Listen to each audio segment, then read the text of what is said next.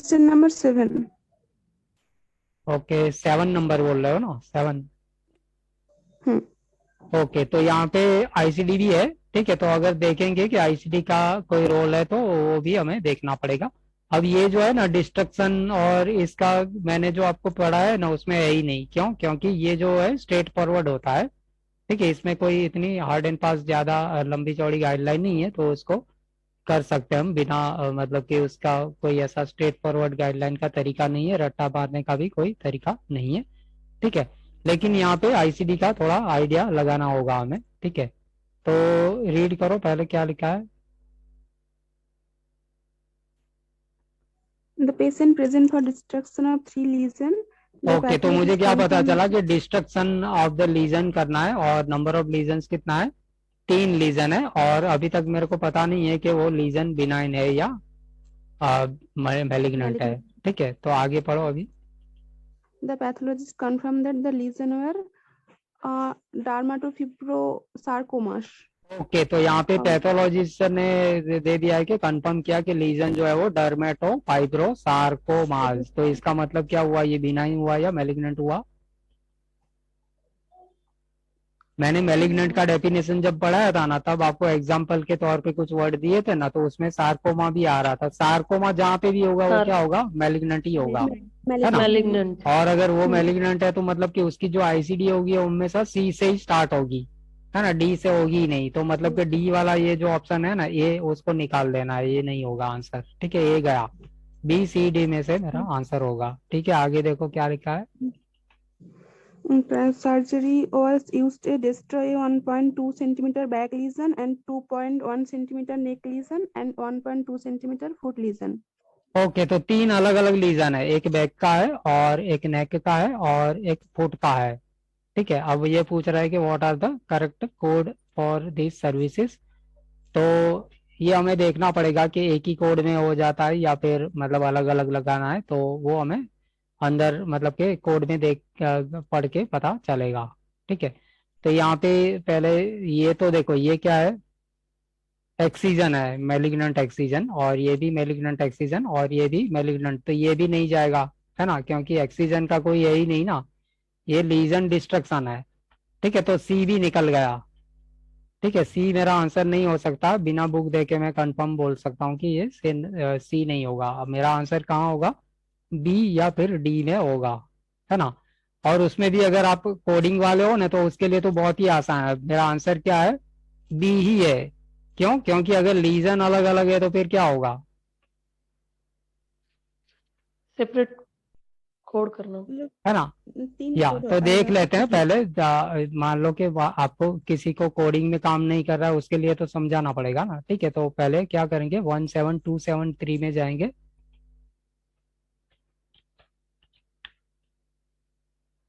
ठीक है, तो यहाँ पे इंडेंटेड सीपीटी है और लिखा है कि लीजन डायमीटर 2.1 टू 3.0 सेंटीमीटर। तो 3 वाला कौन सा है, 2.1 ये वाला है, नेक के लिए होगा, है ना।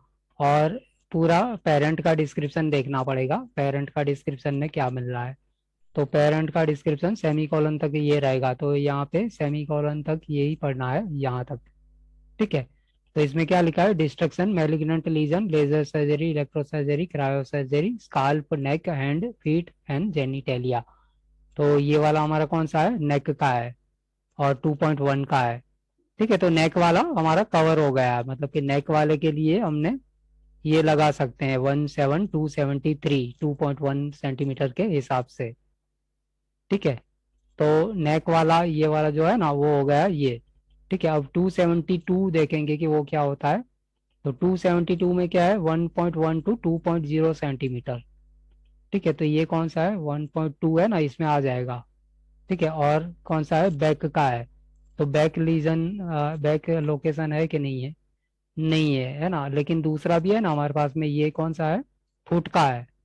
तो फुट वाला है, इसमें फीट है ना। ठीक है, तो ये जो 17272 जो है वो किसका हो गया, इसका हो गया 1.2 सेंटीमीटर, ये वाला हो गया। अब ये जो रहेगा ना 262 वो किसका होगा, बैक का होगा।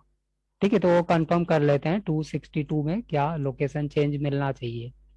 देखो 262 साइज 1.1220 सेंटीमीटर और destruction malignant lesion trunk arms and legs, तो ट्रंक में ही बैक आएगा ना, है ना। लोकेशन बैंक बैक मतलब के ट्रंक के अंदर ही आता है ना, ठीक है, क्लियर है। ये वाला Yes, जो sir. है उसके लिए ये है, ठीक है। लेकिन मैंने आपको स्टार्टिंग में क्या बताया कि मुझे पता है कि भाई आईसीडी कोड 3 लीजन अलग अलग साइड का है तो अलग अलग ही होगा, तो इसके बेस पे मैंने क्या किया कि बी ही सिलेक्ट कर दूंगा, बिल्कुल देखूंगा भी नहीं, ये सीपीटी एक भी जाके देखूंगा नहीं मैं। क्यों? क्योंकि गाइडलाइन मुझे पता है कि गाइडलाइन के हिसाब से तीनों अलग अलग सीपीटी होगी और तीनों की मतलब सीपीटी तो देख के पता चलेगा, लेकिन आईसीडी की गाइडलाइन क्लियर कट मेरे है दिमाग में कि ये तीनों का आईसीडी कोड अलग अलग ही होगा, तो उसके बेस पे यहाँ पे एक ही कोड है ना, लेकिन यहाँ पे 3 है तो उसके बेस पे मैंने बी सिलेक्ट किया था और आंसर क्या है, बी ही है। क्लियर है? Yes, sir. Okay, any other question?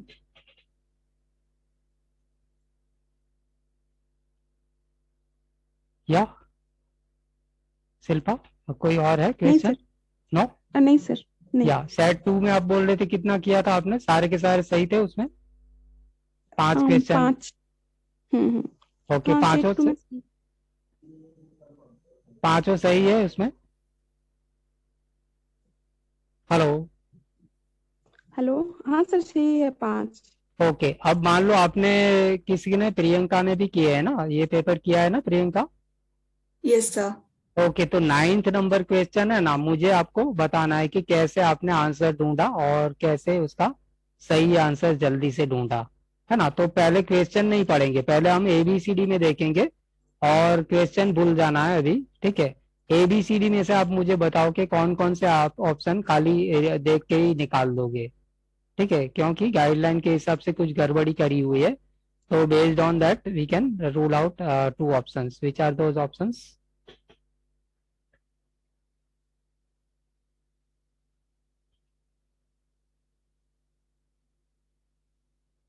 देखो, मैंने अभी आपको गाइडलाइन बताई तो उसमें क्या बताया कि ग्राफ्ट और प्रिपरेशन दोनों है, तो पहले कौन सा लगेगा? Graph. ग्राफ। ग्राफ्ट लगेगा, लेकिन यहाँ पे बी में देख सकते हो आप क्या लगा है, प्रिपरेशन पहले लगा दिया है और ग्राफ्ट बाद में लगाया, तो ये गलत हो गया, ठीक है, तो पूरा ऑप्शन निकल गया, है ना। कोड भर भर के दिया है, पूरी लंबी लाइन लगा दी है ना, लेकिन बिल्कुल घबराना नहीं है, यहाँ पे गाइडलाइन पता है तो ये निकल गया, पूरा लंबा ऑप्शन है लेकिन ये गाइडलाइन के अगेंस्ट में है, मतलब कि ये ग्राफ्ट का कोड है तो ये पहले जाएगा और ये तो प्रिपरेशन बाद में ही जाना चाहिए, 59 भी लगना चाहिए, ठीक है, तो ये गलत हो गया है। सिमिलरली इसमें भी ऐसा ही है, ठीक है, प्रिपरेशन पहले लगा दिया है और ग्राफ्ट सी भी बाद में गलत। है, तो बी और सी तो चले गए, ठीक है। अब ए और डी रह गया, और ए और डी में सीपीटी एक ही है ना, कौन सी है, यहाँ पे भी प्रिपरेशन की है और यहाँ पे भी प्रिपरेशन Preparation. की है ना।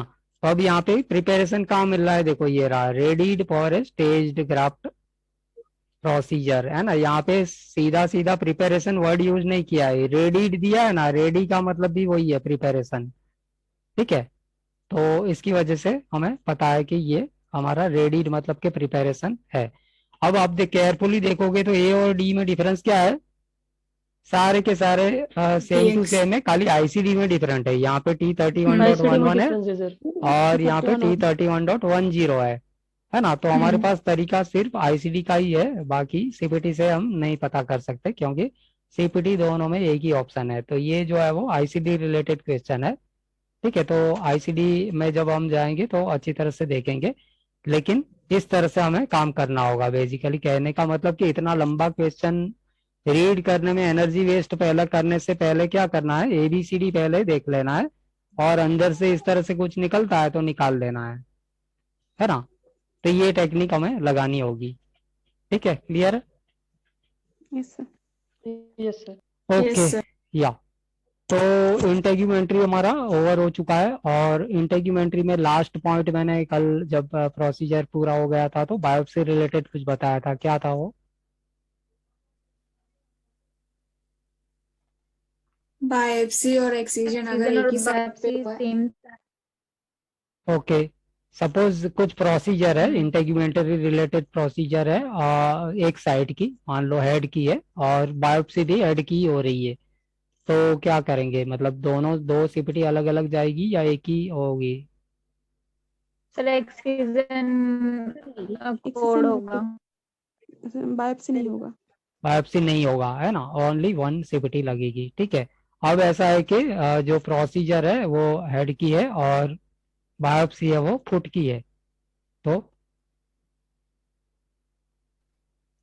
दोनों होगा। दोनों होगा, लेकिन सीक्वेंस पहले कौन सा लगा सीपीटी?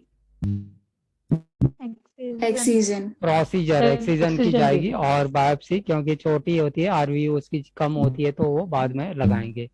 ठीक है, तो ये हमें ध्यान में रखना है। और आगे हम बढ़ेंगे तो अभी आगे वाला जो सिस्टम है हमारा क्या है, मस्कुलोस्केलेटल सिस्टम है ना। तो मस्कुलो से स्टार्ट करते हैं अभी।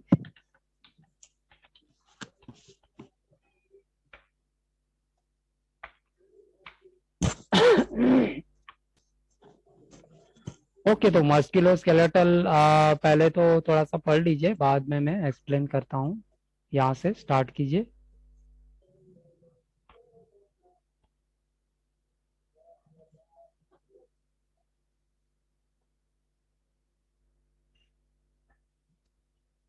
या कंटिन्यू रीडिंग।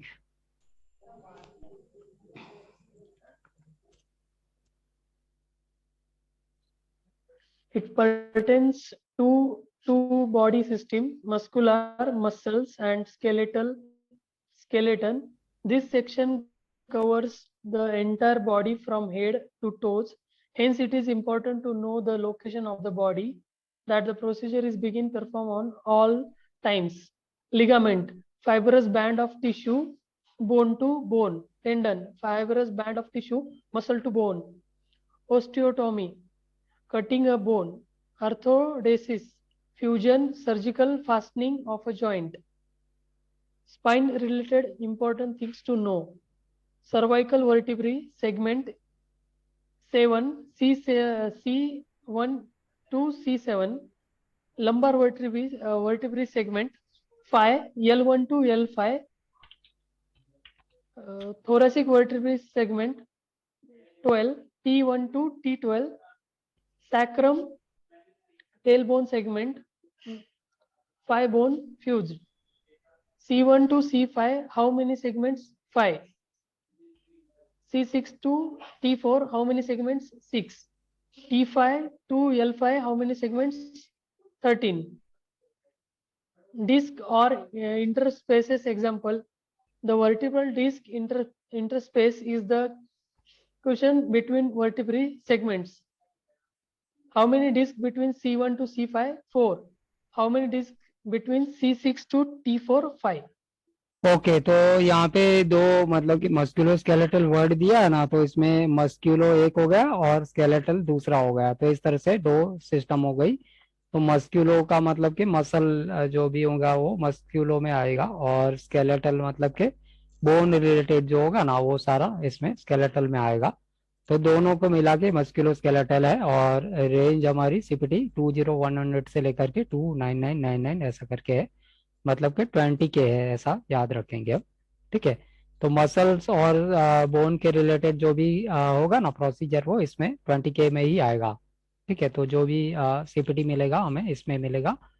तो इसमें क्या लिखा है, this section covers the entire body from head to toes, hence it is important to know the location of the body that the procedure is being performed on at all times। ठीक है, तो number of bones कितने होते हैं human body में, total number of bones? 206 206 और 7 what ever. Okay, ठीक है, तो 6 भी है और 7 भी बोला जाता है, तो जो भी है। ठीक है, तो इतने बोन्स होते हैं, हमें थोड़ा सा आइडिया होना चाहिए। फिर ये जो डेफिनेशन है वो कभी कभी पूछा जाता है, जो एनाटॉमी टर्मिनोलॉजी के क्वेश्चन होते हैं ना, चार चार। ठीक है, तो उसमें आ सकता है।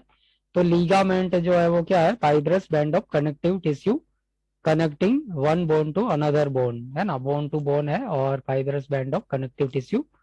ठीक है, और टेंडन जो है वो क्या है, fibrous band of connective tissue connecting one muscle to another bone. ठीक है, तो इसको याद रखने की टेक्निक ये है कि अगर सही ढंग से लिखते हैं ना, तो एक लाइन में अगर सही ढंग से डेफिनेशन लिखी है तो एम जो है वो एक बार आएगा और ऑन जो है वो 2 बार आता है, तो सही है। ठीक है, अगर गलत तरीके से लिखोगे ना तो 3 बार ऑन हो जाएगा, एम 2 बार हो जाएगा, इस तरह से हो जाएगा। ठीक है, तो ये ध्यान में रखना है कि एम एक बार आना चाहिए और ऑन जो है वो 2 बार आएगा, तो ये मेंटली हम परफॉर्म कर सकते हैं। तो सपोज इंटरव्यू में कोई पूछता है कि लिगामेंट, तो अगर डाउट हो गया तो क्या करना है, एम तो ऑलरेडी एक बार लिगामेंट के स्पेलिंग में ही आ गया है, तो बोन टू बोन ऐसा करके बता सकते हैं कि fibrous band of connective tissue connecting one bone to another bone. ठीक है, और टेंडन जो है वो fibrous band of connective tissue connecting one muscle to another bone. इस तरह से यहाँ पे भी आप देख सकते हो 2 ऑन हो गए और एक एम हो गया।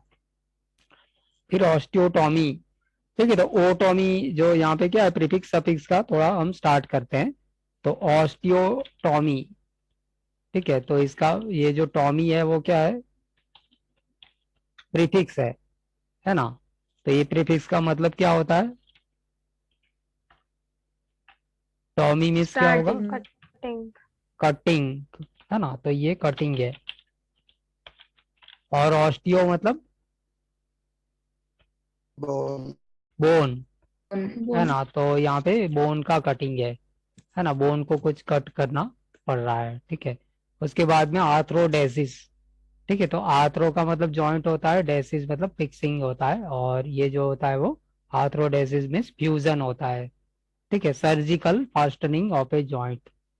ठीक है, एक फ्यूजन 2 सेंस में यूज किया जाता है, एक डिजीज प्रोसेस वाला फ्यूजन होता है वो अलग होता है, और ये जो फ्यूजन है वो आर्टिफिशियल फ्यूजन है, मतलब कि डॉक्टर है वो अपना टाइट कर रहा है। जैसे जॉइंट लूज हो जाता है ना, नट बोल्ट लूज हो जाता है ना, वैसे क्या होता है कि वर्टिब्रल कॉलम में ये सारा लूज हो जाता है, वर्टिब्रल जो जॉइंट होते हैं ना वो, तो उसको फिर सर्जिकली फिक्स करना पड़ता है, तो ये जो होगा वो आर्थ्रोडेसिस होगा।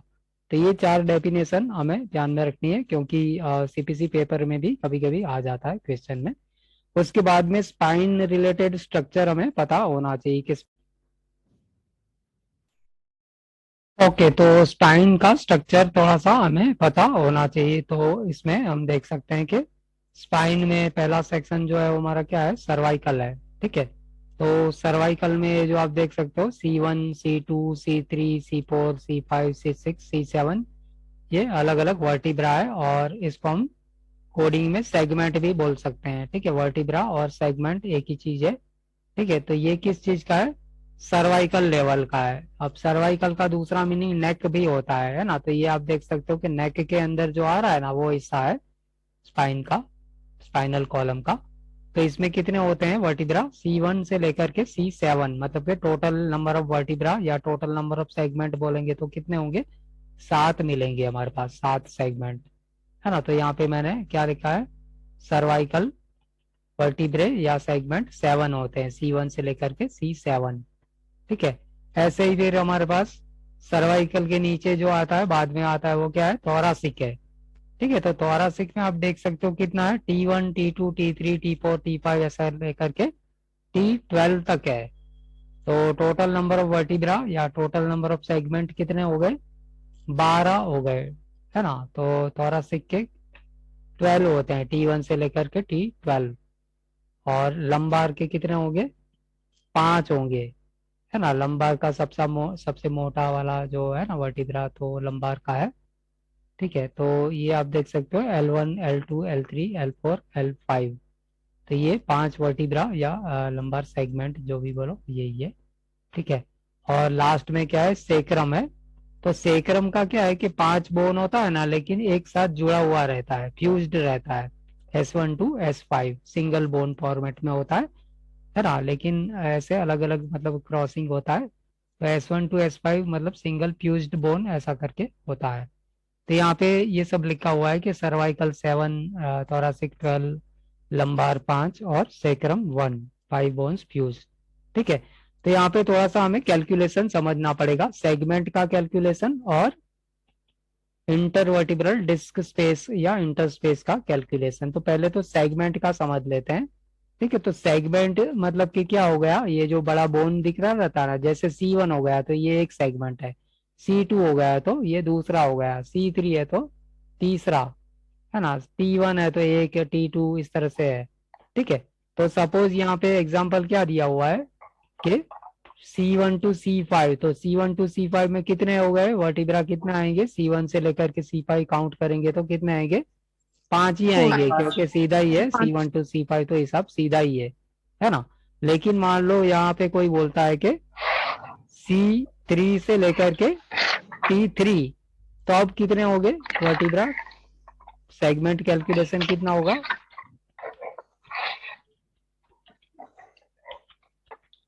C3 से लेकर के T3 तो कितने होंगे, 8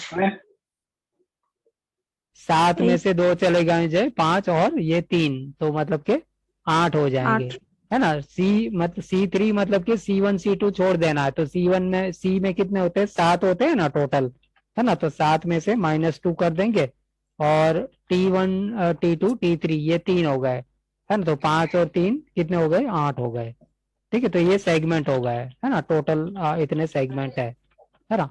सपोज मैं ऐसा करता हूँ T11 से लेकर के L3, तो यहाँ पे कितने हो गए सेगमेंट, टोटल कितना होता है, टी में 12 होता है ना, तो 12 में से 2 5 तो निकाल देना है।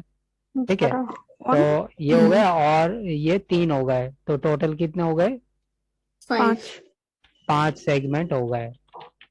ठीक है, तो इस तरह से कैलकुलेट करना आना चाहिए हमें, जब भी जरूरत पड़ेगा तब।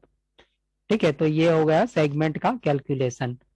अब यहाँ पे क्या है कि 2 सेगमेंट के बीच में क्या होता है कि थोड़ी सी जगह रहती है ना, दोनों सेगमेंट होगा, 2 वर्टिब्रा होगा ना, उसके बीच में जगह होगी।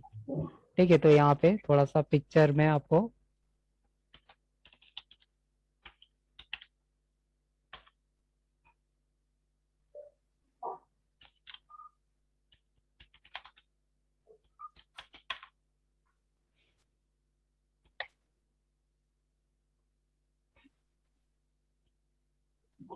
ठीक है ये वाला है। ठीक है, तो यहाँ पे आप देख सकते हो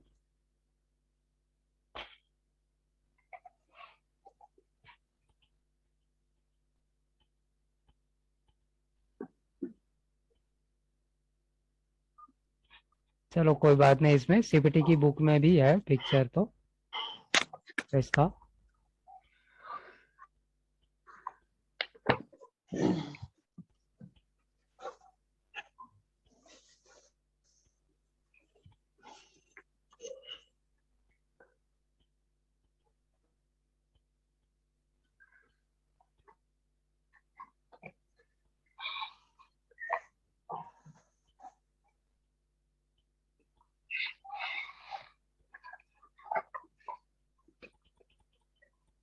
ओके, ये वाला देखो, है ना, L1 और L2 के बीच में ये जो पिंक कलर का है ना, वो एक इंटरवर्टिब्रल डिस्क है ना, और ये 2 गैप होता है ना, उसके अंदर जेली टाइप का एक सब्सटेंस होता है, वो इंटरवर्टिब्रल डिस्क का होता है।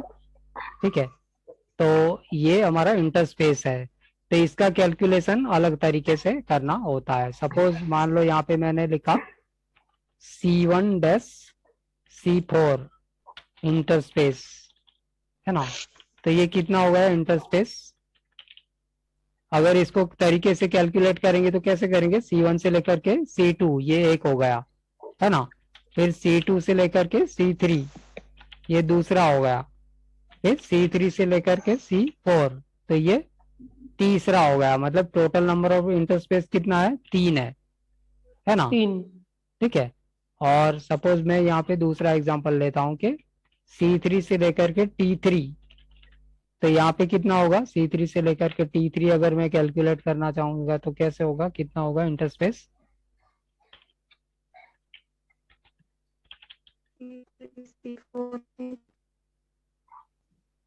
एट 8 तो सेगमेंट है ना। तो यहाँ पे देखो एक सिंपल तरीका मैं बता देता हूँ, यहाँ पे इंटरस्पेस क्या है कि जो मान लो ये C1 C4 का 3 इंटरस्पेस है ना, लेकिन मान लो C1 C4 का मैं आपको ये बोलूंगा सेगमेंट कितने होते हैं,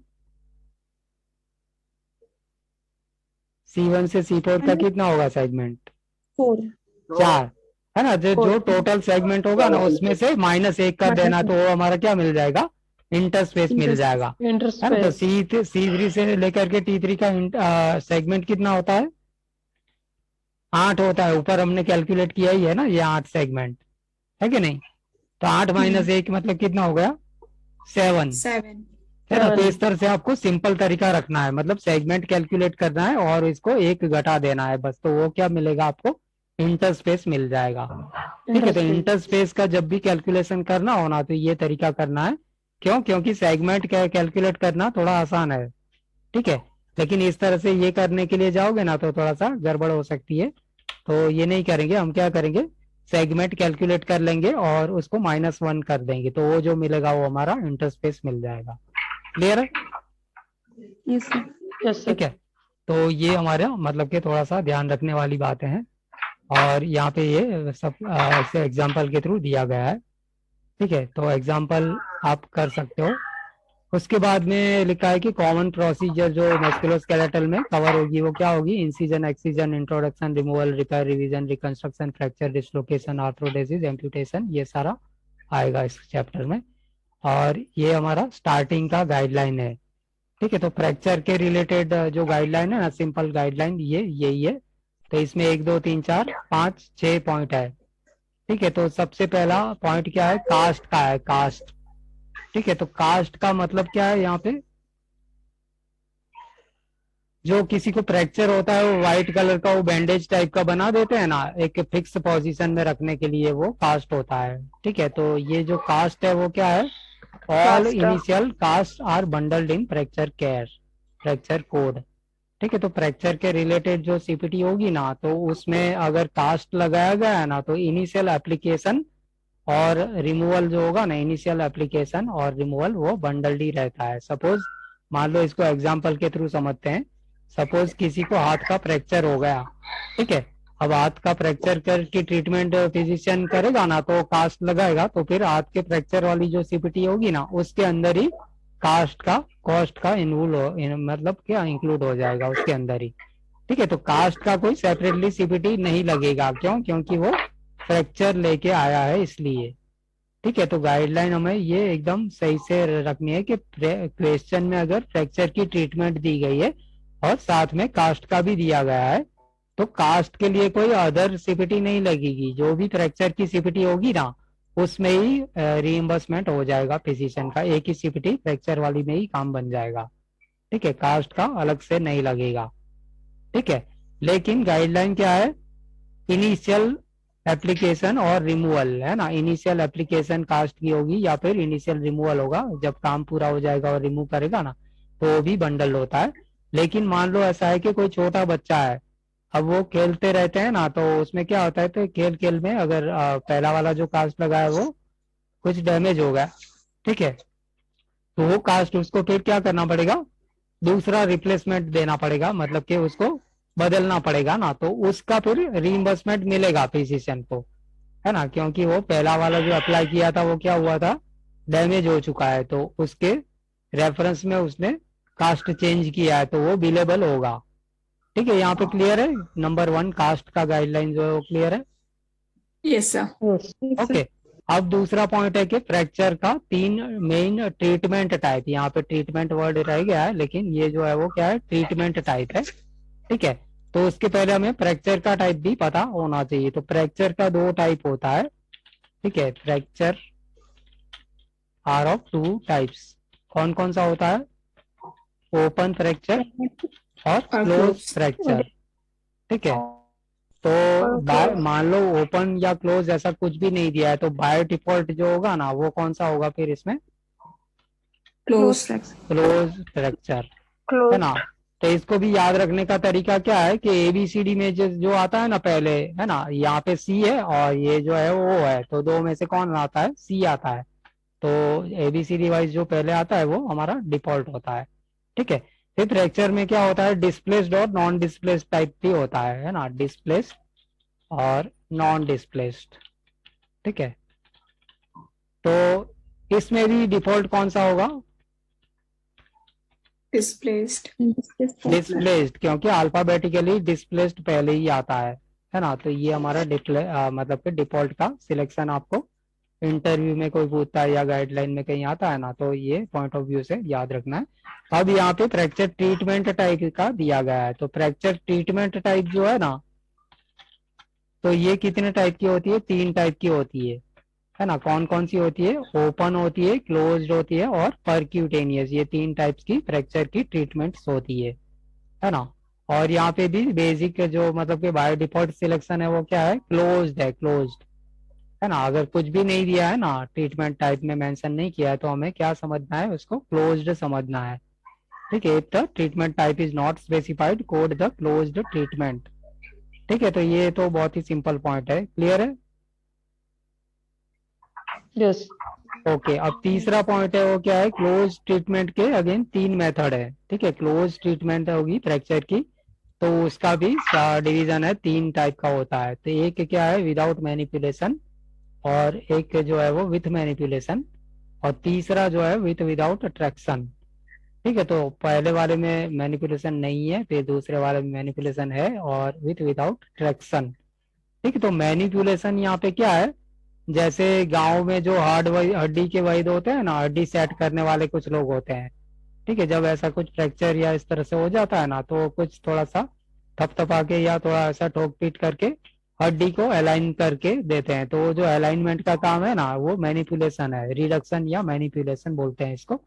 तो एक मेथड ऐसी है विदाउट मैनिपुलेशन वाली, एक विथ मैनिपुलेशन, और यहाँ पे क्या लिखा है? With without traction.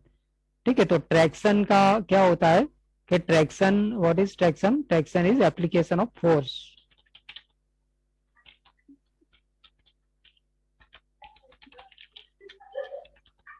ठीक है, तो ये कैसे होता है यहाँ पे आपको पिक्चर के जरिए मैं दिखाऊंगा। बहुत ही मतलब के सिंपल है।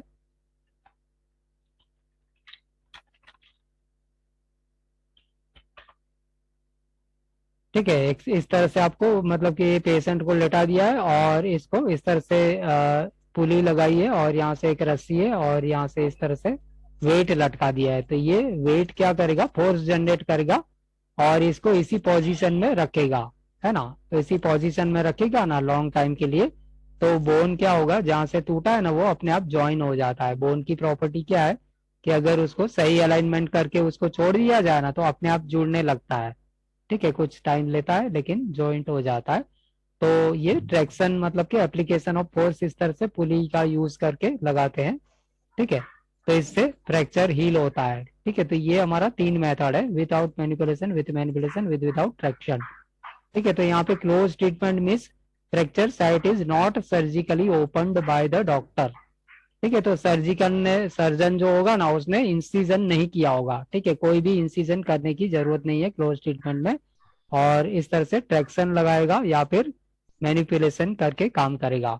अब जो ट्रैक्शन है यहाँ पे अगेन 2 टाइप के होते हैं। तो एक जो है वो स्केलेटल ट्रैक्शन है, और दूसरा जो है वो स्किन ट्रैक्शन है।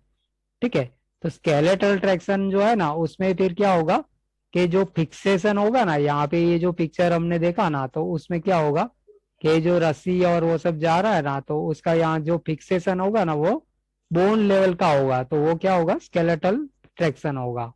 लेकिन अगर कोई फेल्ट पैड लगा के खाली स्किन लेवल पे ही ऊपर ऊपर से ही लगा दिया है ना, थोड़ा फिक्स कर दिया है, तो वो जो होगा वो क्या होगा? स्किन ट्रैक्शन होगा, स्किन ट्रैक्शन। ठीक है, तो 2 टाइप का है हमारे पास, स्किन ट्रैक्शन है और एक जो है वो स्केलेटल ट्रैक्शन है। इस तरह से मिल रहा है क्लोज ट्रीटमेंट के अंदर। ठीक है, उसके बाद में सेकंड ट्रीटमेंट टाइप है जो है वो ओपन ट्रीटमेंट है। तो ओपन का मतलब क्या है कि कुछ खोल के करना, है ना, अंदर का देखने के लिए कुछ ओपन करना, मतलब कि ओपन। ठीक है, तो यहाँ पे क्या करना पड़ेगा? इंसिजन करना पड़ेगा। ओपन ट्रीटमेंट होगी ना, तो यहाँ पे इंसिजन होगा ही होगा। ठीक है, तो यहाँ पे नंबर 1 में क्या दिया है? Fracture bone ends are either surgically opened or opened remote from the fracture site to insert intramedullary nail across the fracture site। ठीक है, तो जहाँ पे भी बोन एंड्स फ्रैक्चर हुए है ना, उसको या तो सर्जिकली ओपन किया जाएगा। अब सर्जिकली ओपन करने के लिए क्या करना पड़ेगा? इंसिजन करना पड़ेगा। ओपन ट्रीटमेंट होगा ना, तो इंसिजन होगा ही होगा। ठीक है, तो यहाँ पे मैं लिख देता हूँ open treatment, incision is required. ठीक है, तो इंसिजन में भी कुछ पॉइंट्स हमें ध्यान में रखने वाले होंगे, वो हम बाद में देखेंगे। लेकिन अगर इंसिजन दिया है ना, तो लाइट होनी चाहिए कि ये ओपन ट्रीटमेंट होगा। ठीक है, तो ओपन ट्रीटमेंट में fracture bone ends are either surgically open और open remote from the fracture site to insert intramedullary nail across the fracture site, मतलब के जहाँ फ्रैक्चर हुआ है वहां से नहीं करेगा, या तो उसके दूर से करेगा और वहां से फिर क्या करेगा, जो नेल होता है ना इंट्रामेड्यूलरी नेल, मतलब कि कील तर का होता है, कील का लंबा सा, वो इंसर्ट करेगा रिमोट एंड से और उस तरह से फिक्स किया जाएगा। लेकिन बेसिकली हमें याद क्या रखना है कि इंसीजन है ना, लॉन्गिट्यूडिनल इंसीजन या इस तरह से होगा ना तो ओपन ट्रीटमेंट होगा, वरना नहीं होगा, है ना। अगर इंसीजन नहीं है तो ओपन ट्रीटमेंट नहीं है, इतना सिंपल तरीका है। और 5वें नंबर पे क्या है, परक्यूटेनियस ट्रीटमेंट। तो परक्यूटेनियस का मतलब क्या होता है, परक्यूटेनियस माने क्या होगा, थ्रू द स्किन, है ना। परक्यूटेनियस का सिंपल मतलब होता है थ्रू द स्किन। तो यहाँ पे परक्यूटेनियस ट्रीटमेंट होता है ना तो स्किन लेवल का फिक्सेशन होगा, ठीक है, फिक्सेशन होगा। तो यहाँ पे क्या लिखा है, no application of force, that is traction नहीं होगा, लेकिन फिक्सेशन ओनली, है ना। तो फिक्स किया जाएगा वो भी स्किन के through, neither open nor closed, है ना। तो ये जो ट्रीटमेंट है परक्यूटेनियस वो तो ना तो ओपन है ना तो क्लोज है, बट फिक्सेशन पिंस पेनिट्रेट, ठीक है, खाली पिंस का यूज किया जाएगा और फिक्सेशन किया जाएगा। तो ये जो होगा वो परक्यूटेनियस ट्रीटमेंट होगा। उसके बाद में दिया है कि मैनिपुलेशन, तो इसमें क्या लिखा है, another word for reduction means put back into position. तो ये मैंने आपको बताया ना, ठोक पीट करके वो बोन जो हट गया होता है ना अपनी नॉर्मल पोजीशन से, तो उसको थोड़ा सा अलाइन कर लेते हैं अपना फोर्स का एप्लीकेशन करके, तो उसको नॉर्मल अलाइनमेंट करके फिर उसको सेट होने देते हैं, उसी पोजीशन में लॉन्ग टाइम के लिए रखते हैं तो हील हो जाता है। तो ये इसको मैनिपुलेशन बोलते हैं या फिर रिडक्शन बोलते हैं। तो ये 6 पॉइंट है, आपको दिमाग में माइंड में रखने हैं, क्योंकि ये बेसिक गाइडलाइन है, फ्रैक्चर रिलेटेड गाइडलाइन है, ठीक है। तो चैप्टर के स्टार्टिंग में ही मिलती है। तो बुक में किस तरह से देखा है वो हम देख लेंगे। तो बुक में जब स्टार्टिंग करते हैं ना तो देखो यहाँ पे क्या है, मस्कुलोस्केलेटल सिस्टम 20100 टू 219999, ठीक है। तो इसमें जनरल सेक्शन पहले है और इसमें ये सब है, इंसीजन, वुंड एक्सप्लोरेशन, एक्सीजन, ये सब होता है। उसके बाद में जो है वो पूरा स्केलेटल स्ट्रक्चर दिया है ना, फ्रंटल स्ट्रक्चर है, फ्रंट व्यू दिया है स्केलेटल सिस्टम का, और ये खोपड़ी का दिया है स्कल फ्रंटल व्यू, और साइड व्यू भी दिया है लैटरल व्यू, ठीक है। तो ये मैंडिबल है, मैक्सिला है, नेजल बोन, ये जो स्कल का है टेम्पोरोमैंडिबुलर जॉइंट है, फिर ऑक्सीपिटल बोन, इस तरह से जो भी नेम्स है बोन्स के वो सारे दिए हैं, ठीक है। ये वर्टिब्रा का है, ठीक है। तो वर्टिब्रा का हम स्पाइन में जब जाएंगे तो थोड़ा सा देखेंगे, थोड़ा डीप में। और ये हमने ऑलरेडी देखा कि इंटरस्पेस का जब समझना था ना तब हमने देख लिया है। और ये हेड का सेक्शन है, हेड में incision, excision, manipulation, head prosthesis, repair, revision, ये सब मिलता है। नेक का भी इस तरह से होता है, back and plank, spine, vertebral column, ये बहुत ही इंपॉर्टेंट है, सीपीसी पॉइंट ऑफ व्यू बहुत ही इंपॉर्टेंट सेक्शन है स्पाइन का। Abdomen, shoulder, humerus, forearm, wrist, ठीक है। तो यहाँ पे आप पिक्चर देख सकते हो, एंड का दिया है और एंड के जो बोन है वो सारा नाम दिया है। तो ये रेडियस है, ये अल्ना है, कार्पल बोन्स है, ठीक है। तो हैंड का जो होगा ना तो उसमें कार्पल होगा, लेकिन फुट जो होगा तो उसमें क्या मिलेगा, टार्सल मिलेगा, है ना। तो यहाँ पे कार्पल और मेटाकार्पल है। तो ये जो अल्ना और रेडियस है वो उसका जो ज्वाइन होता है वो कार्पल बोन्स के साथ में होता है, और उसके बाद में जो आता है वो मेटाकार्पल होता है, थोड़ा सा लंबा होगा, और उससे थोड़ा छोटा होगा वो फैलेंजिस होगा, ठीक है। तो फैलेंजिस मतलब कि फिंगर्स में होगा, और ये जो है वो थंब है, ठीक है। तो ऑलरेडी हमने इसके मॉडिफायर देखे हैं। तो लेफ्ट हैंड का थंब का मॉडिफायर क्या होता है, लेफ्ट हैंड थंब T ये एफ FA ए, FA है ना। और इस फिंगर का कौन सा होगा, F1 होगा, F2, F3, F4, इस F1 तरह से होगा, ठीक है। F5 फिर राइट हैंड साइड में आप देख सकते हो मसल का नाम दिया है, अलग अलग मसल है ना। Opponens pollicis muscle, abductor pollicis brevis muscle, abductor pollicis muscle, और flexor pollicis brevis, fibrous digital sheath, cruciform part, इस तरह से अलग अलग नाम दिया है।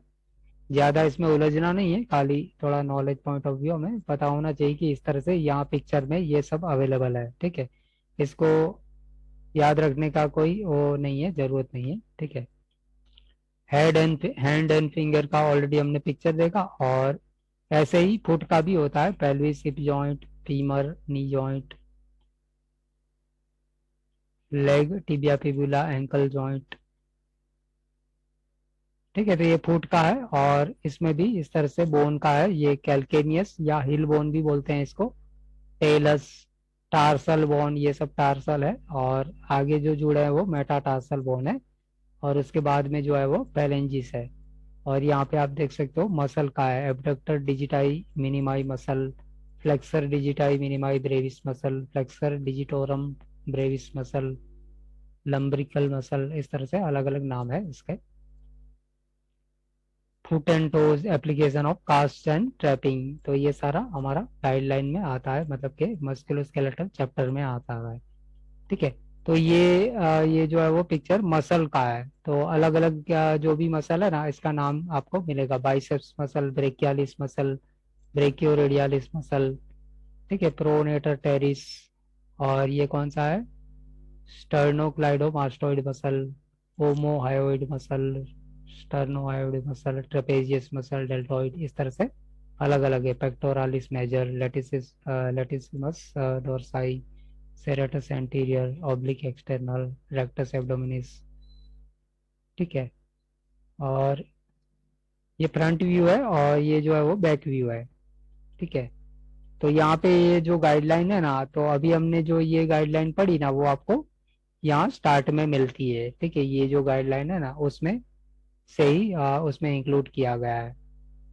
ठीक है, तो ये देखो मैनिपुलेशन का डेफिनेशन, ट्रैक्शन का, तो थोड़ा सा लंबा है यहाँ पे, लेकिन यहाँ पे थोड़ा सा शॉर्ट करके दे दिया गया है। ठीक है, तो इस तरह से शॉर्ट में आपको याद रखने में आसानी होगी, समझने में भी आसानी हो सकती है। ओके, उसके बाद में हमारे को क्या याद रखना है, ये जो रेड कलर का है ना, ठीक है, पढ़ो क्या लिखा है। ये जो रेड कलर का होगा ना, वो आपको हर एक को बंदे को पढ़ना है। ठीक है, और दो दो बार पढ़ना है, इसको याद रखने की कोशिश करनी है। ठीक है, क्योंकि ये बेसिक गाइडलाइन है, और पूरा मतलब कि सीपीसी आपका जब तक पास नहीं होगे ना, तब तक आपको ये सारा याद रखना है। कुछ चीजें जो बहुत ही इंपॉर्टेंट है, उसमें से ये रेड कलर का जो होगा ना, वो बहुत ही इंपॉर्टेंट वाले में से ही होगा। तो टोटल कितने लोग हैं, 11 लोग हैं ना, तो 11 बार हर एक को बारी बारी से पढ़ना है। ठीक है, स्पीड से पढ़ना है, और दो दो बार पढ़ना है, माइंड में इंटीग्रेट कर देना है। ठीक है, स्टार्ट करो कोई भी एक। Diagnostic scopes are always bundled in surgical scopes. That is, when a diagnostic scope becomes surgery, diagnostic scope is not coded.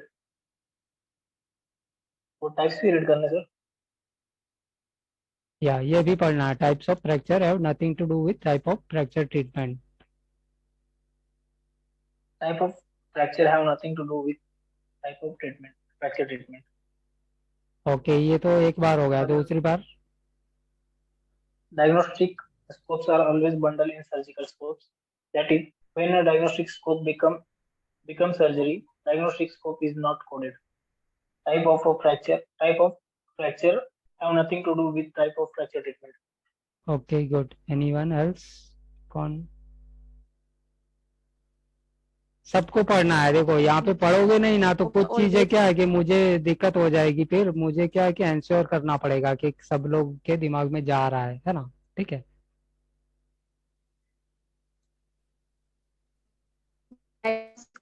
always wonder medicine surgery diagnostic of have to diagnostic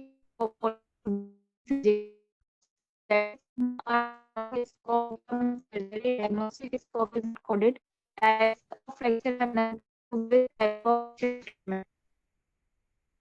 okay, पता नहीं चला मुझे किसका है, लेकिन जो भी है ठीक है, मतलब कि आवाज तो आई है। ठीक है, और अगला वाला नंबर किसका है? Diagnostic scopes are always bundles in surgical scopes. That is when a diagnostic scope becomes surgery. Diagnostic scope is not coded. Types of fractures have nothing to do with type of fracture treatment. Okay. Diagnostic scopes are always bundles in surgical scopes. That is when a diagnostic scope becomes surgery. Diagnostic scopes is not coded. Types of fracture have nothing to do with types of fracture treatment. Okay very good, 3 लोग हो गए। चौथा। Diagnostic scopes are always bundled in surgical scopes. That is when a diagnostic scope becomes surgery.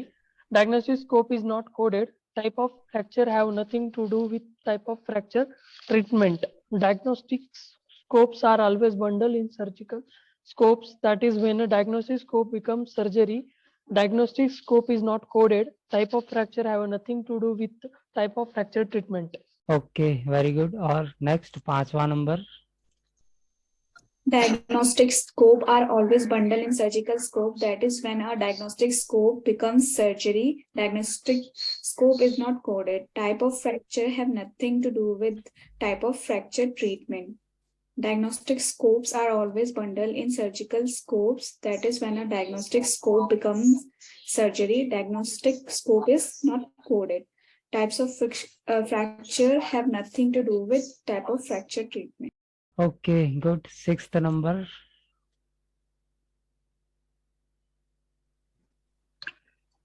Diagnostic scopes are always bundled in a surgical scope. That is when a diagnostic scope becomes surgery. Diagnostic scope is not coded. Diagnostic scopes are always bundled in surgical scope. That is when a diagnostic scope becomes surgery. Diagnostic scope is not coded. Type of fracture having nothing to do with type of fracture treatment. Types of fracture have nothing to do with types of fracture treatment. Good. ठीक है, 7वां number. Diagnostic scopes are always bundled in surgical scope. That is when a diagnostic scope becomes surgery. Diagnostic scope is not coded. Type of fracture have nothing to do with type of fracture treatment. Diagnostic scope are always bundled in surgical scope.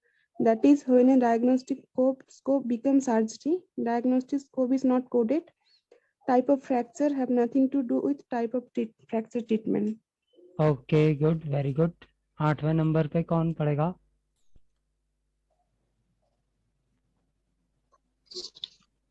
Diagnostic scopes are always bundled in surgical scope. That is when a diagnostic scope becomes surgery. Diagnostic scopes is not coded.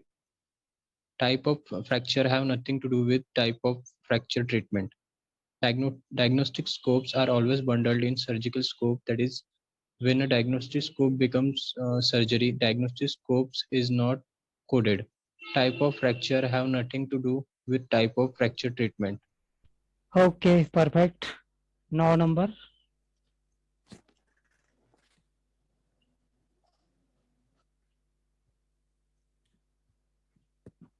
तीन लोग बाकी है ना? 3 11 में से, मतलब कि 3 का नंबर बाकी है। Saurav. Diagnostic scope are always bundled in surgical scope. When a diagnostic scope becomes surgery, diagnostic scope is not coded, and type of fracture have nothing to do with type of fracture treatment. Diagnostic scope are always bundled in surgical scope. When a diagnostic scope becomes surgery, diagnostic scope is not coded, and type of fracture have nothing to do with type of fracture treatments. Okay good. 10 number. Diagnostic scopes are all in a surgical scope. That is when diagnostic scope becomes surgery. Diagnostic. या दोनों भी पढ़ लो साथ में, भले बाकी लोगों को क्लियर नहीं है तो कोई बात नहीं, आपको अपना वॉइस क्लियरली सुनना चाहिए, आपके दिमाग में जाना चाहिए। ठीक है, मैं तो समझ जाऊंगा कि आप पढ़ रहे हो। ठीक है।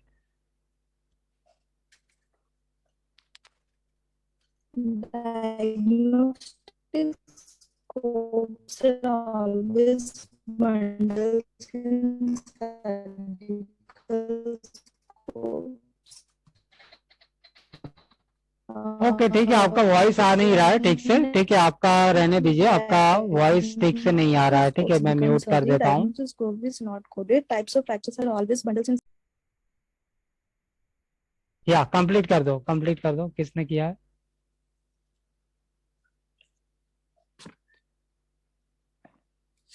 हेलो। या कंप्लीट कर दो एक बार, जो भी आपने किया ना, स्टार्ट किया पूरा कर दो। Okay. Diagnostic scopes are always bundles in surgical scopes. When a diagnostic scopes become surgery, diagnostic scopes is not coded. Types of fractures have nothing to do with types of fracture treatment. Diagnostic scopes are always bundles in surgical scopes. When a diagnostic scopes become surgery, diagnostic scopes is not coded, and types of fractures have nothing to do with types of fracture treatment. Okay, तो यहाँ पे ये जो guideline है ना, diagnostic scope और surgical scope, दो चीज आ गई है इसमें, है ना। तो एक जो है वो क्या है, डायग्नोस्टिक स्कोप, ठीक है, और दूसरा जो है वो सर्जिकल स्कोप, ठीक है।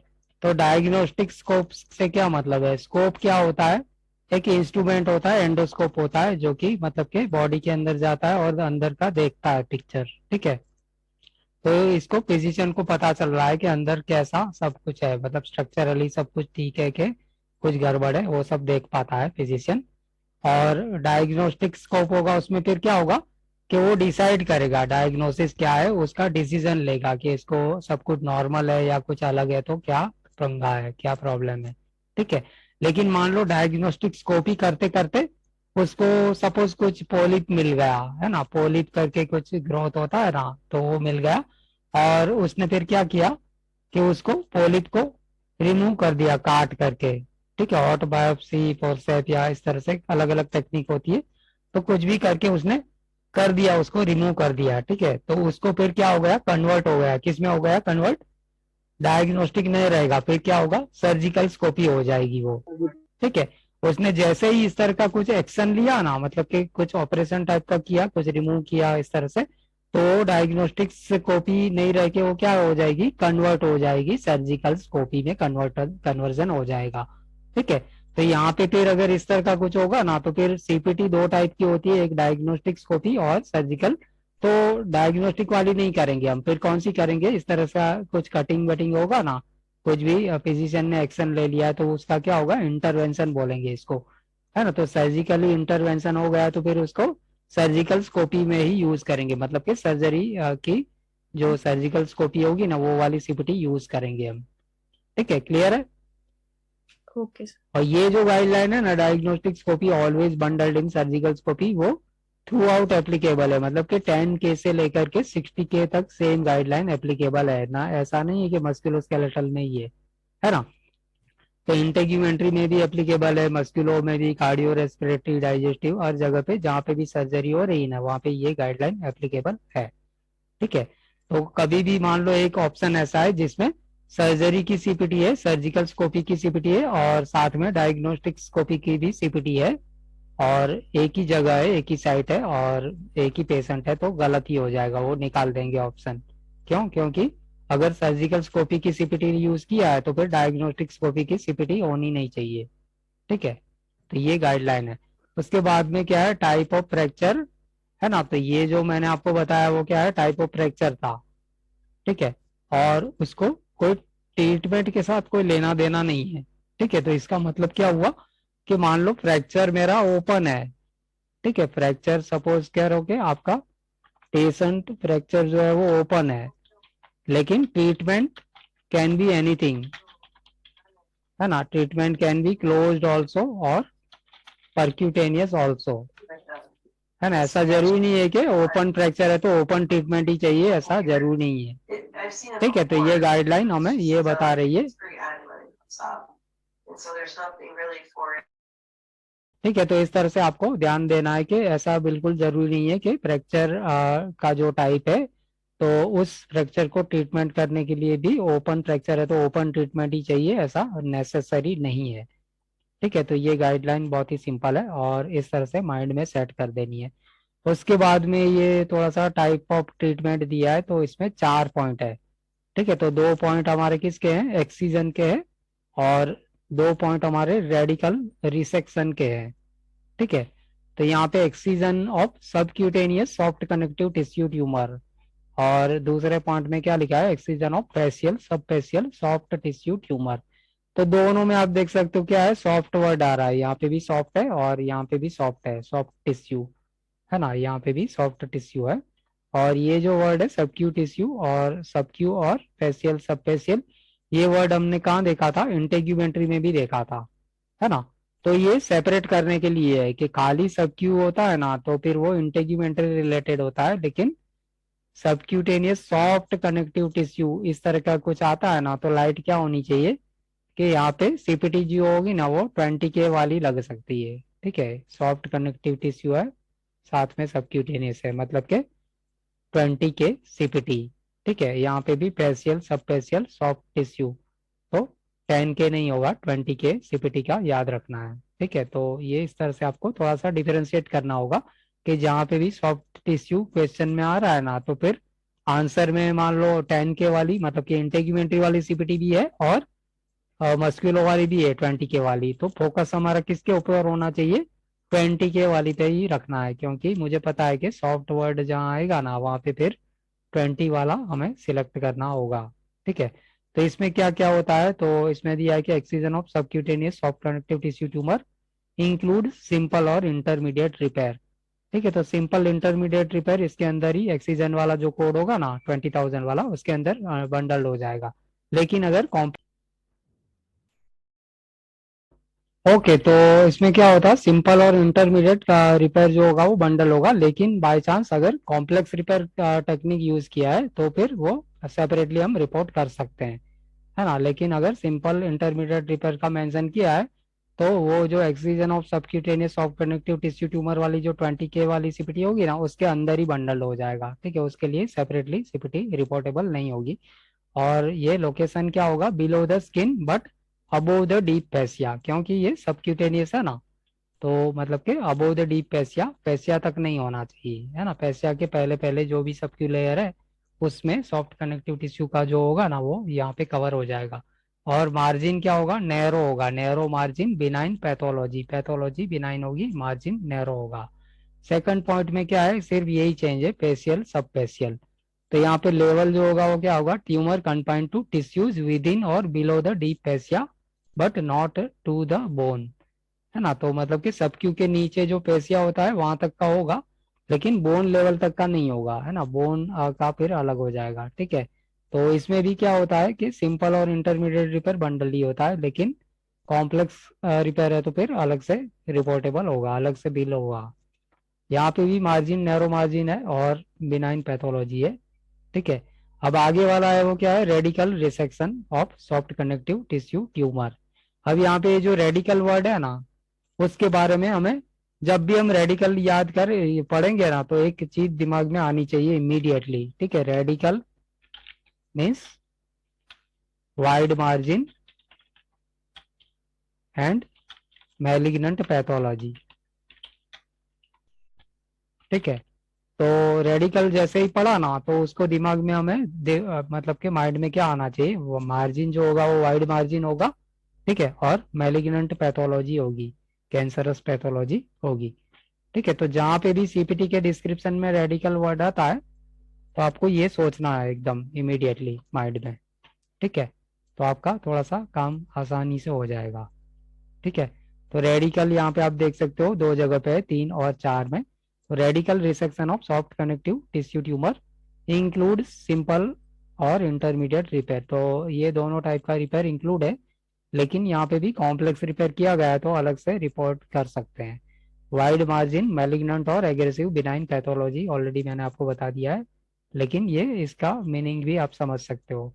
4 में क्या है radical meaning near by area also, है ना। रेडी मतलब के रेडियस और कल मतलब पर्टेनिंग टू मतलब के नियर बाय रेडियस में जो भी आता है वो भी उसका सिंपल इंग्लिश मीनिंग होगा। ठीक है, तो यहाँ पे रेडिकल है रिसेक्शन किसका है बोन लेवल की ट्यूमर का है, और ये जो होता है वो सॉफ्ट कनेक्टिव टिश्यू ट्यूमर का था, तो ये पर्टेनिंग टू बोन ट्यूमर है। ठीक है, रेडिकल ही है, और इसमें भी सिंपल और इंटरमीडिएट रिपेयर बंडल ही होता। कॉम्प्लेक्स रिपेयर अगर होगा तो अलग से लगा सकते हैं, अलग से सीपीटी लगा सकते हैं। वाइड मार्जिन मैलिग्नेंट और एग्रेसिव बिनाइन पैथोलॉजी। ठीक है, तो ये गाइडलाइन अभी आपके पास बुक नहीं है ना, नहीं तो क्या है कि बुक में मैं आपको बताऊंगा कि बुक में कहाँ कहाँ पे दिया गया है। तो ये देखो इतना बड़ा पैराग्राफ है ना, ये जो है वो excision of subcutaneous soft connective tissue tumour, तो ये जो है वो हमारा क्या है नंबर 1 जो पॉइंट हमने यहाँ से पढ़ा वो है। ठीक है, और ये नंबर 2 है वो ये हमारा ये दूसरा वाला है। ठीक है, ये वाला है। ठीक है, तो इतना लंबा अगर आपको मतलब कि पढ़ने का इंटरेस्ट है तो आप इसमें से पढ़ सकते हो घर पे। और ये देख सकते हो radical resection of soft connective tissue tumour, और लास्ट में radical resection of bone tumour. ठीक है, तो ये सारा यहाँ पे मिल रहा है। ठीक है, तो यहाँ पे गाइडलाइन क्या दिया है, appreciable vessel exploration and or neuroplasty and complex bone repair or reconstruction should be reported separately। तो ये सब अलग अलग कर सकते हैं, बोन मतलब reconstruction, bone repair, adjacent tissue transfer, clap, ये सब अगर दिया है तो कर सकते हैं अलग से। ठीक है, यहाँ पे गाइडलाइन मिल रही है। ठीक है, तो लेकिन बेसिकली इतना याद रखोगे ना तो एग्जाम में आपका चल जाएगा, सीपीसी में आपके लिए इतना सफिशिएंट है। ठीक है, अब यहाँ अगेन ये जो है रेड कलर का है, बहुत ही इंपॉर्टेंट है, रट्टा मारने वाली चीज है और दिमाग में एकदम सेट कर देनी है नंबर के हिसाब से। ठीक है, तो आर्थ्रोडेसिस की सीपीटी जो होगी ना वो क्या होगी, 22532 से लेकर के 22819। जो भी आर्थ्रोडेसिस रिलेटेड काम होगा ना, सीपीटी का आंसर होगा वो इसमें से ही होगा, 22532 से लेकर के 22819। ठीक है, जो भी आर्थ्रोडेसिस का होगा सीपीटी का आंसर ये वाली सीपीटी होगा 22532 22819। उसके बाद में क्या याद रखना है, इंस्ट्रूमेंटेशन सीपीटी सीरीज। ठीक है, तो ये क्या होता है 22840 से लेकर के 22870, है ना। और इसके साथ में कभी भी 62 मॉडिफायर नहीं जाएगा। और ऊपर से ये जो सीपीटी है वो क्या है, एड ऑन भी है। ठीक है, तो ये पूरी की पूरी रेंज है वो एड ऑन सीपीटी की है, और एड ऑन है तो फिर क्या होगा, 50 और 51 मॉडिफायर भी नहीं जाएगा, है ना। तो ये बाय डिफॉल्ट हम ये सब देखते हैं ना, तो इमीडिएटली दिमाग में आ जाना चाहिए कि कौन सा मॉडिफायर नहीं जाएगा, कौन सा जा सकता है, क्या चीज है। ठीक है, तो बेसिकली इंस्ट्रूमेंटेशन सीपीटी रेंज हमें याद ही रखनी है, +22840 टू +22870, मतलब कि ये एड ऑन सीपीटी है। इसके साथ में 50 नहीं जाएगा, 51 नहीं जाएगा, 62 जो 2 सर्जन को सर्जन मॉडिफायर है वो भी नहीं लगेगा। ठीक है, तो कहीं पे भी लगा हुआ है एबीसीडी में से तो ऑप्शन निकल जाएगा, आंसर में से हम हटा सकते हैं। ऐसे ही बोन ग्राफ्ट का क्या होता है, 20900 से 20938 या 939 जो भी है। ठीक है, तो यहाँ पे 62 नहीं लगेगा। ठीक है, लेकिन स्पाइन रिलेटेड बोन ग्राफ्ट है वो सीरीज कौन सी है, 20930 से लेकर के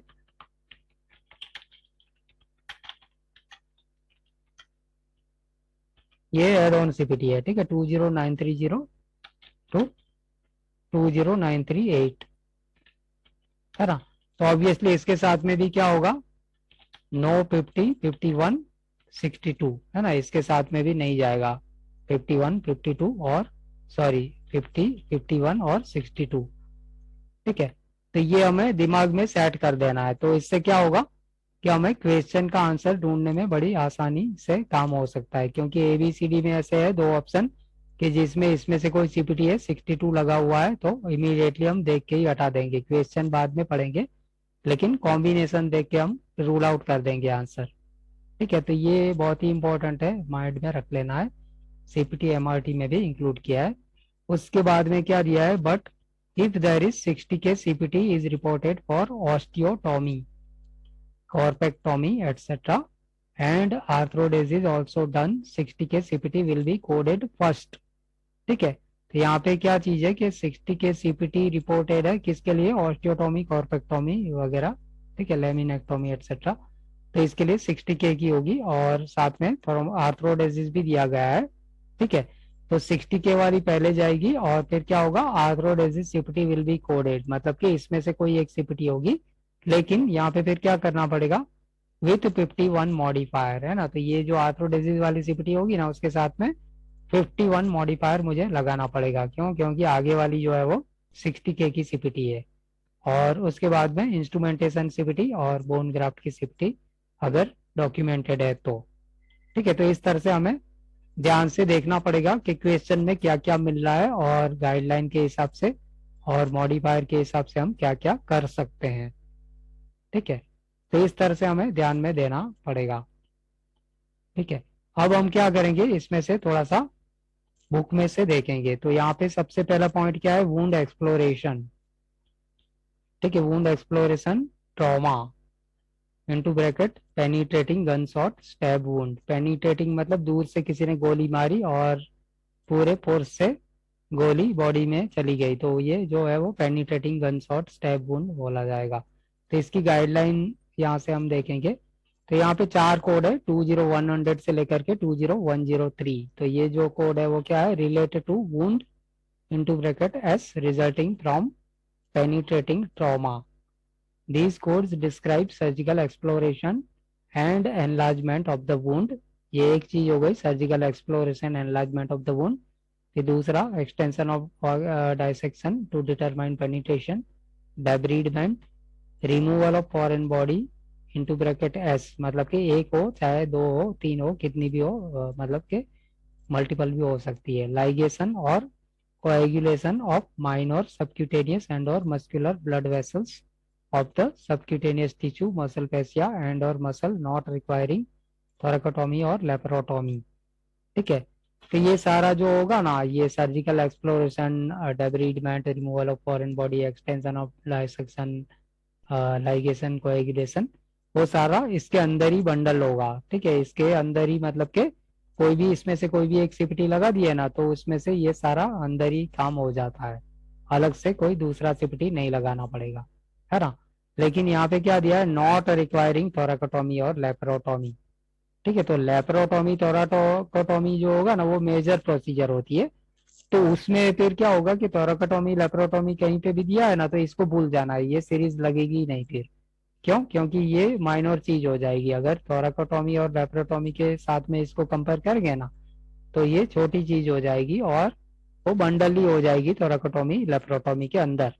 ठीक है, तो जब भी क्वेश्चन थोराकोटोमी और लेपरोटोमी के रिलेटेड आता है तो इसको भूल जाना है, मतलब ये पिक्चर में आएगा ही नहीं। ठीक है, 20100 से लेकर के 20103 नहीं आएगा जब क्वेश्चन में थोराकोटोमी और लेपरोटोमी मेंशन होगा। ठीक है, उसके बाद में क्या दिया हुआ है, if a repair is done to major structures or major blood vessels requiring thoracotomy or laparotomy then two specific codes would supersede the use of, ये तो मैंने आपको बता दिया वही चीज है, to report simple intermediate complex repair of wounds that do not require enlargement of the wound, extension of dissection etc.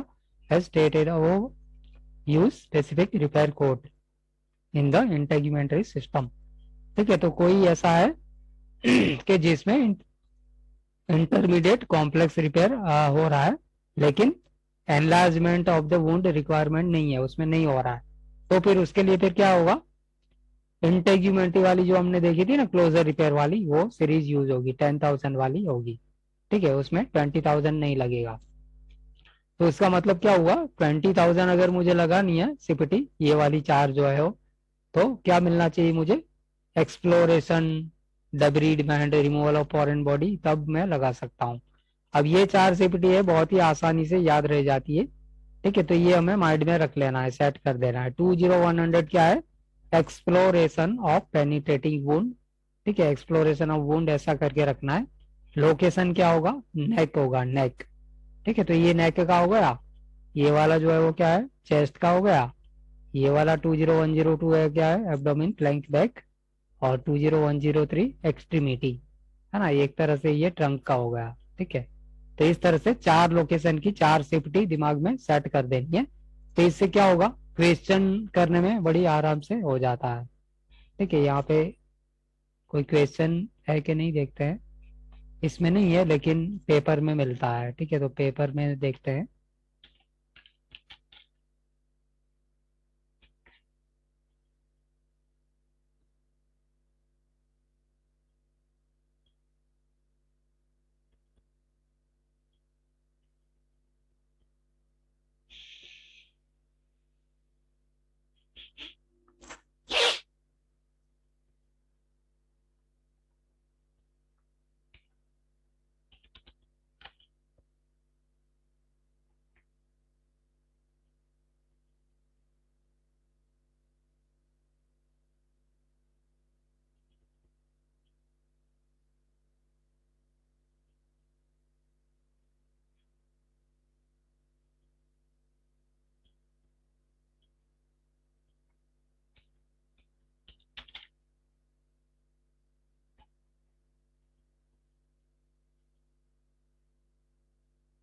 Okay, ये वाला देखो 11 नंबर का क्वेश्चन पढ़ो क्या लिखा है।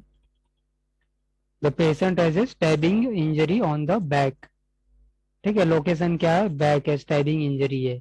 The stab wound was enlarged. ठीक है, तो ये कीवर्ड आ गया ना, enlarge, cleaned and foreign materials removed, मतलब कि foreign body removal, and inspected and coagulation of minor blood vessels was completed.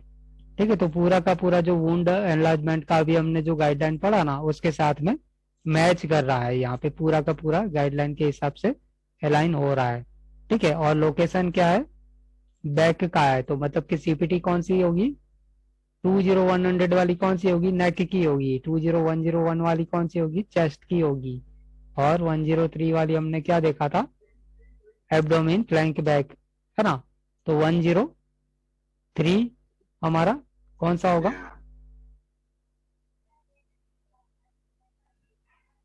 गलत बोल रहा हूँ मैं, गलत बोल रहा हूँ तो आपको बताना है ना। फिर देखो यहाँ पे हमने देखा डी था तो क्या आंसर है, रहेगा। 103 एक्सट्रीमिटी है ना, लेकिन एब्डोमिन फ्लैंक और बैक जो है वो हमारा 102 है। ठीक है, तो हमें क्या पता है कि ये 102 हमारा एप्लीकेबल है, क्योंकि यहाँ पे लोकेशन क्या है, बैक का है। ठीक है, तो एक ही सीपीटी में ये जो भी दिया है ना, एनलार्जमेंट भी आ जाता है, क्योंकि गाइडलाइन के हिसाब से एनलार्जमेंट भी होता है, क्लीन्ड मतलब कि डेब्रिडमेंट, ठीक है, फॉरेन मटेरियल रिमूवल और coagulation of minor blood vessel, सारा का सारा एक ही में हो जाएगा, तो दूसरा तो जरूरत ही नहीं पड़ेगा, है ना। तो यहाँ पे तो 103 है, तो ये तो ऐसे ही निकाल देंगे क्योंकि ये एक्सट्रीमिटी का है। लेकिन यहाँ पे आप देख सकते हो 20102 है, और यहाँ पे भी 20102 है ए और बी में, है ना। यहाँ पे नहीं है, मतलब कि ये सी और डी निकल गया, अब ए और बी रहेगा। तो ए और बी में से कौन सा होगा आंसर, बी ही होगा, है ना। गाइडलाइन सही से किया है तो यही होगा। अब मान लो आपको डाउट है कि भाई ये क्यों नहीं होगा, तो इसको हम देखेंगे 24200 में क्या होता है। ठीक है, तो 24200 में क्या होता है,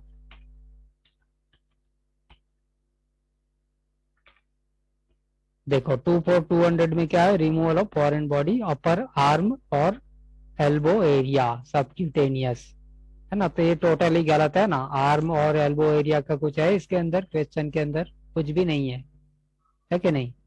ठीक है, और अगर इवन बैक का भी दिया होता ना, बैक लेवल का, तो भी नहीं जाता, क्यों, क्योंकि ये इसके अंदर ही हो जाता है। ये जो भी काम दिया है ना यहाँ पे, enlargement, cleaning, foreign material removal और coagulation of minor blood vessel, सारा का सारा इसमें आता। तो क्या आंसर क्या होगा, बी होगा, B Bombay.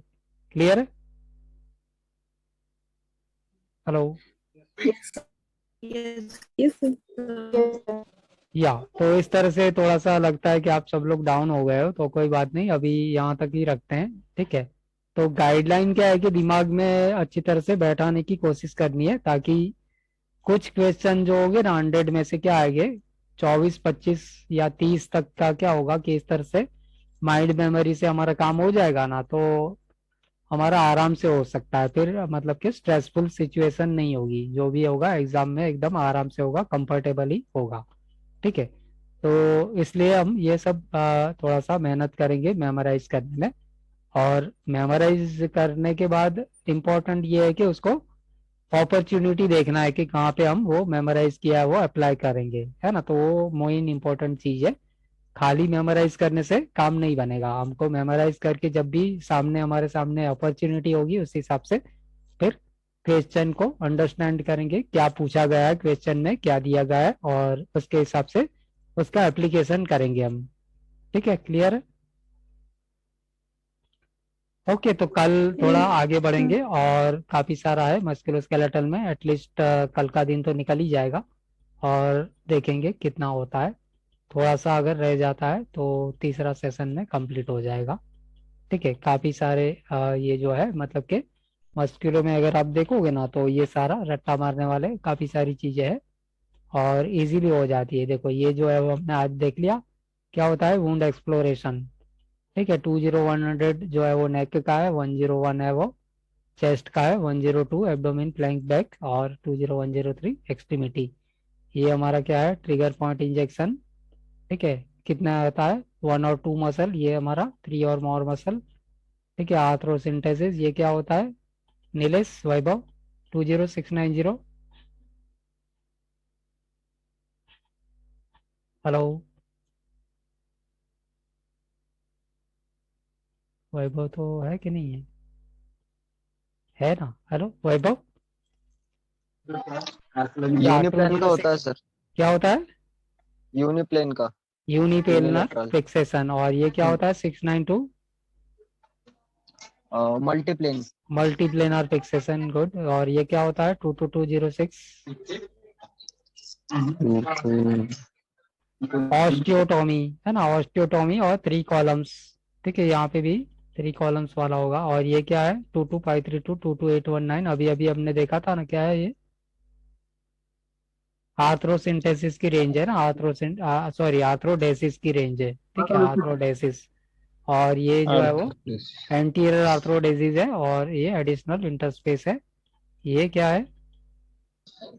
Posterior arthrodesis etch additional interspace. ये भी पोस्टीरियर आर्थ्रोडेसिस। लेकिन दोनों में डिफरेंस क्या है? 22612 22630 में क्या डिफरेंस है वैभव, नीलेश? डिफरेंस क्या है दोनों में? 612 630 में क्या डिफरेंस है?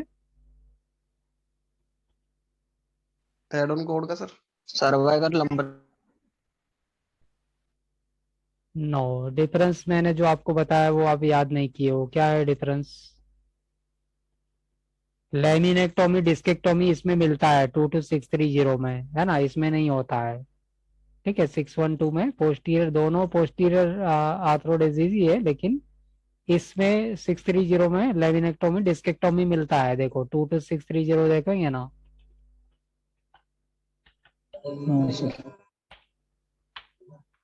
ठीक है, तो मेमोराइज करना है, बहुत ही आसानी से हो जाता है। थोड़ा सा आपको डिसिप्लिन्ड वे में काम करना पड़ेगा। देखो यहाँ पे क्या लिखा है, लेमिनेक्टोमी एंड डिस्केक्टोमी, है ना। लेकिन 612 में जाओगे तो arthrodesis posterior interbody technique including laminectomy and और डिस्केक्टोमी।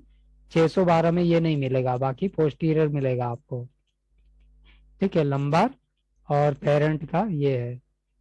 ठीक है, तो यहाँ तक यही रहेगा। एंटीरियर आर्थ्रोडेसिस पोस्टीरियर और पोस्टेरोलेटरल टेक्निक सिंगल इंटरस्पेस लंबार।